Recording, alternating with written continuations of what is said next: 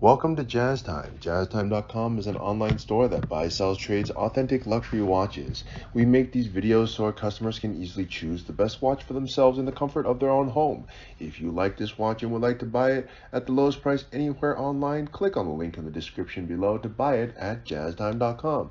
Today, I'm going to be reviewing the Rolex Cosmograph Daytona reference 126519LN in white gold with a bright black dial. I'm going to talk to you a little bit about the history of the Daytona, then tell you about where this watch stands in the lineup of other similar Daytonas, then talk to you about the case, bezel, dial, bracelet movement, finally try it on and give you my thoughts. So let's start with the history.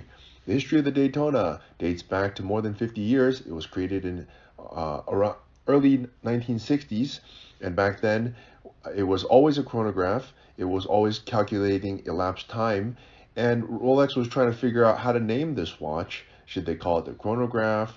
They were considering the Le Mans. Ultimately, they decided on the Daytona. Why? Well, because at the time, and still is, America was and is its biggest market for Rolex watches, and the Daytona being an American race, it just made sense to name it after something that Americans could relate to, such as the Daytona.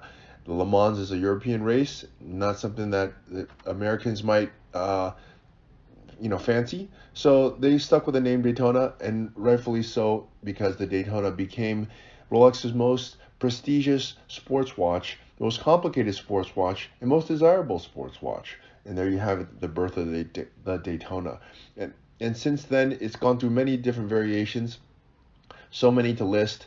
And some of the most, I wouldn't say some of those, the most expensive sports watches, vintage sports watches that Rolex has that go on to auction all come from the Daytona. And so, rightfully so, it's most complicated. And in my opinion, it's also the most beautiful to look at. Okay, well, that's a little bit about the history.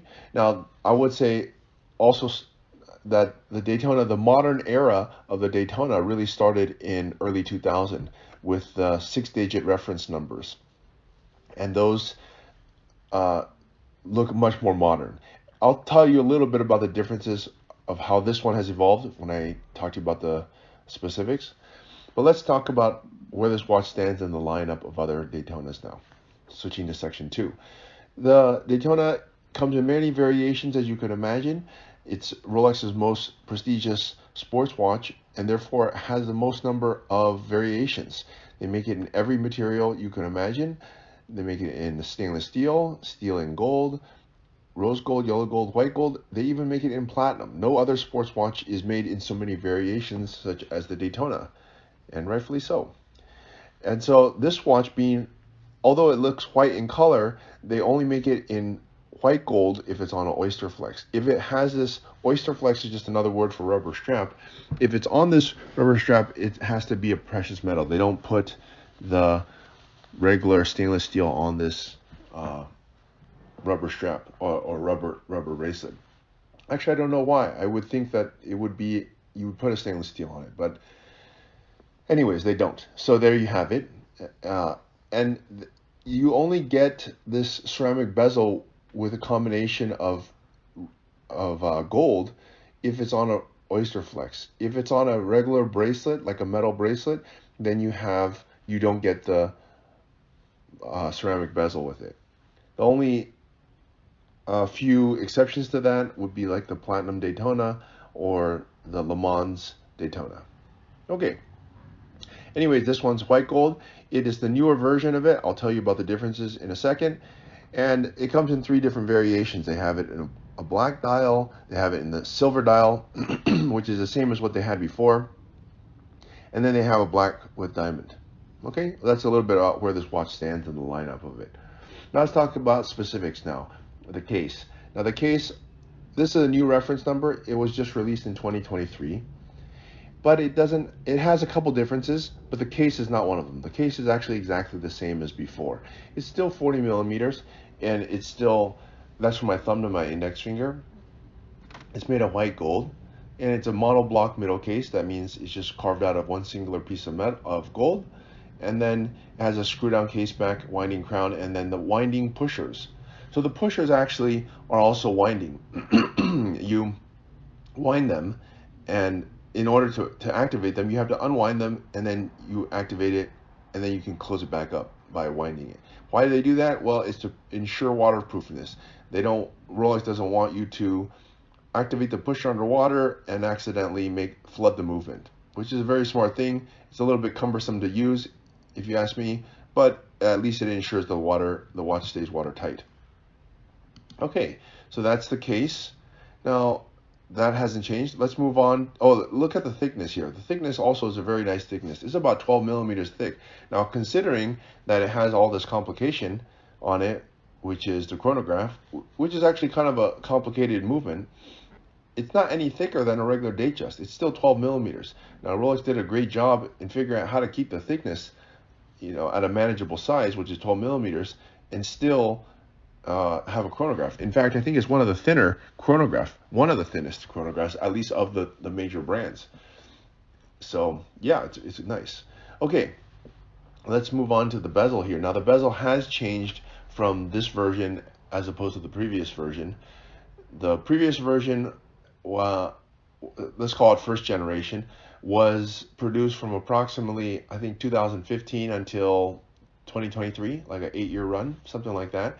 And it had a slightly different bezel. The old bezel was entirely made of ceramic. This bezel is made of ceramic, only the insert. So the part that holds the bezel insert is made in white gold. And what that does is it makes the watch look not so big. It makes it look a little bit more streamlined. You have thinner bezel, which just makes it not look so gigantic. Yeah, so that's what it does. And in my opinion, I like it. I think it looks a lot better. Now, it's not as durable because ceramic is more durable. You don't scratch it. This bezel ring holder, you could scratch it because it's made of white gold, so it's not as durable.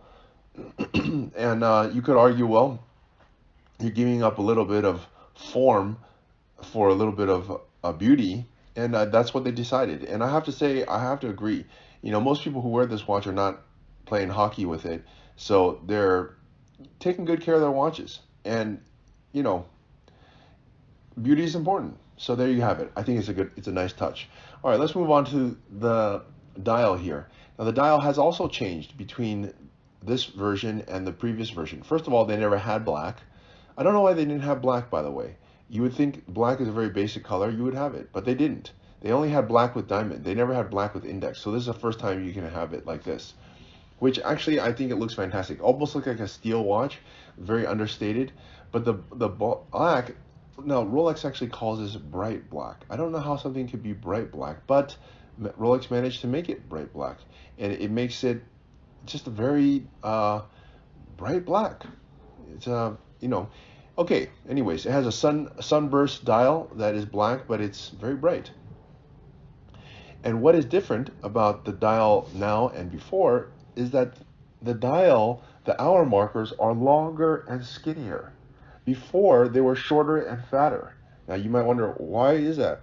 Well, it keeps in line with the bezel. The bezel is skinnier now. And therefore, to match that, they needed to make the hour markers long and skinny as opposed to short and fat, which is what they did before. It kind of all has to be in proportion. And what else is that the these subdials, they're the same size, but the ring that goes around them is skinnier. So it also makes the ring look smaller. So there you have it. It's a much more streamlined look. They didn't have to tweak much. They just made the hour markers longer and skinnier. They made the subdials appear a little bit thinner, and the bezel look a little bit thinner. And there you have it. It looks much more refined, and it looks more vintage. It looks much better if you ask me. Okay, and I like that they kept the subdials with these, silver subdials. They have done black before, but it was all black. It was black on black, and it was kind of hard to read those subdials. I like it with this silver subdials.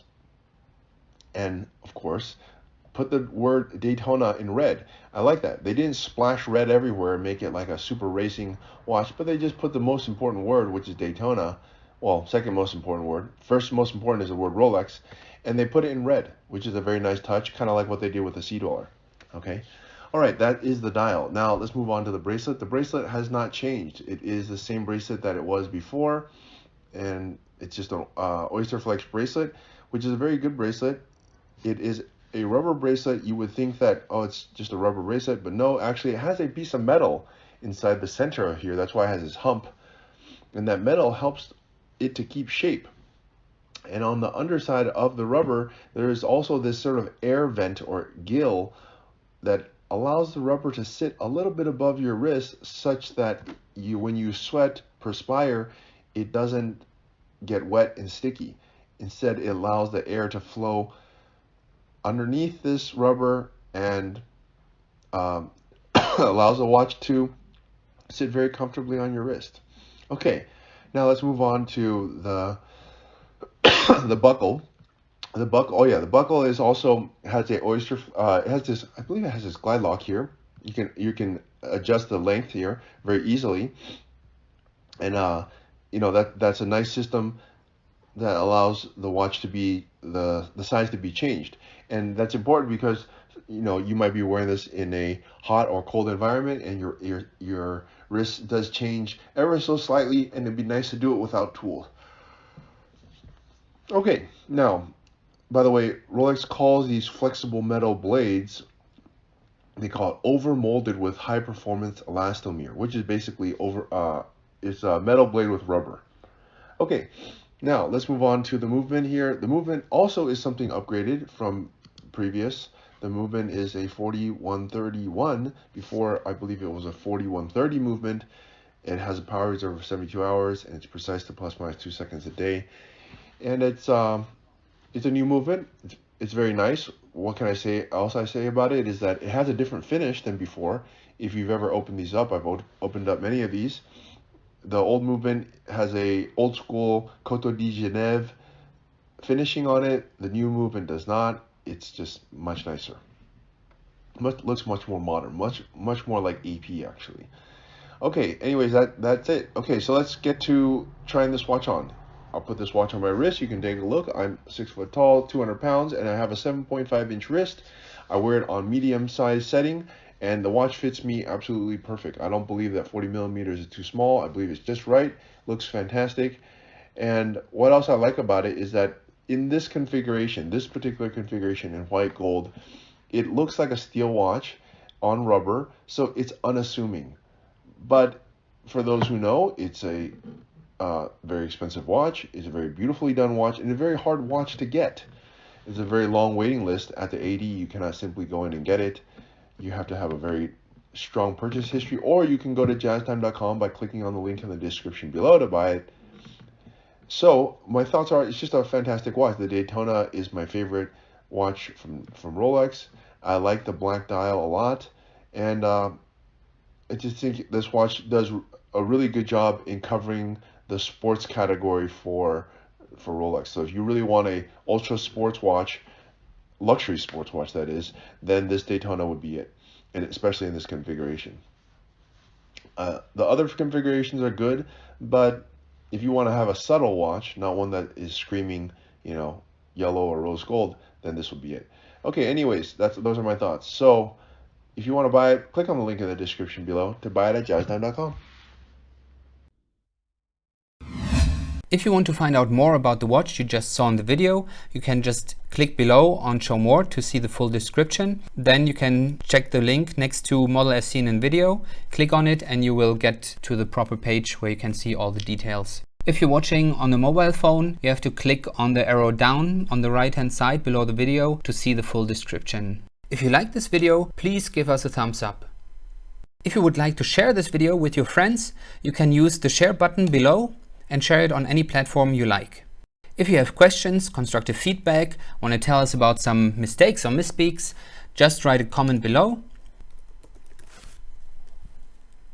If you want to see more videos like this, you should subscribe to our channel and visit our channel page where you can find all the videos. And if you're interested in a specific watch brand, you can check out our playlists If you want to check the price for a watch or want to buy one, remember at jazztime.com you always get a steep discount, so you should check the prices with us. If you want to know the price for a specific watch, just go to Google, type in Jazz Time, plus the brand, model and the details you're interested in, and Google will find the right page for you.